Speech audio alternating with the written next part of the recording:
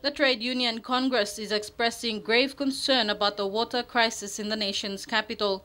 TUC is calling on the landowners and the government to act responsibly and address this crisis once and for all thoroughly and immediately for the sake of business houses, schools and residents in the city.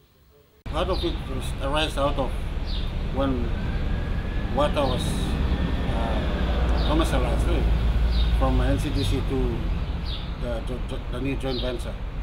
What you would find in the report specifically highlight that landowners' concerns were not taken into consideration. So really the contract was flawed, and the queries initially started in 1996. And so these are not new concerns raised by the landowners, and the successive governments have failed to attend to their demands. Meantime, they are also querying the 50-50 management of PNG Power assets with a company called LR Group. The executives say there needs to be further discussions on this case before final instruments are signed to get this company on board. Critical assessments of the details of the deal must come out for citizens to do independent assessments of the whole transaction to give the approval for such important public utility to be offloaded partly from the people's balance sheet. Semekara's move, especially during an election period in the eve of his retirement in politics, raised serious questions about the government, particularly the real intentions apart from the justifications provided. Whatever commitments and agreement that's being reached between the union, PNG Energy Workers Association, and the government must be in black and white, spelled out clearly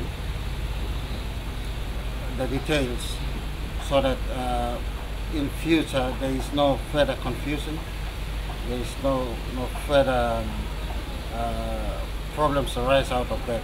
The unions say government needs to seriously address these two concerns, as electricity and water in particular is essential for the livelihood of the nation's capital and its surrounding communities. Bernadette EFI, National MTV News.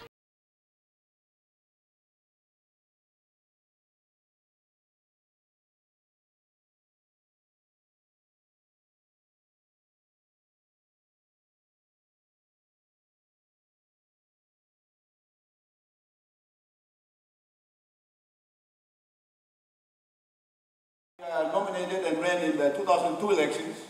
Out of the 27 candidates contesting the seat, less than 10 candidates accepted the invitation to attend the debate today. Main issues the candidates were asked to talk on were land, settlement urbanization, motu koitabu, transport, water, and NCDC internal arrangements. Each candidate present was given 10 minutes to tell those present how he or she will address the issue if given the mandate. Nobody gets prepared. Are we prepared for the benefits that are coming on shore? I don't think so. We've got to look back at the city. You know, the city, from the pressure of the LNG project that are coming on board, you can already feel the suffocation that's happening. The roads are getting congested. Goods and services are becoming more expensive. And I think all of you should know by now that this is also one reason, this because of supply and demand. There is a big demand for land and yet a very, very small supply. And we need to open up this demand. Home is only one. I have one platform, and that's to improve the living standards of every resident in Port Moresby. But for me to do that, I got to actually deal with a few issues. And one of the main issues I got to deal with is land.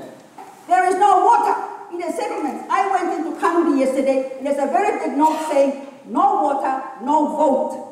Can you imagine? That hit me. And it's not only affecting, now it's affecting all of us because Koyaris decided to shut down Kirinomu Dam. And I say thank you to the Koyaris, because settlers have suffered for so long. 20, 25 years they lived in settlements that have had no water supply. No to illegal settlements means only one thing: removing the tech settlements and bringing them to be part of this society. Port Moresby, part of our urban way of living. That is the only way forward. If we do not address that, Everything else does not fall into line. Water, power, roads,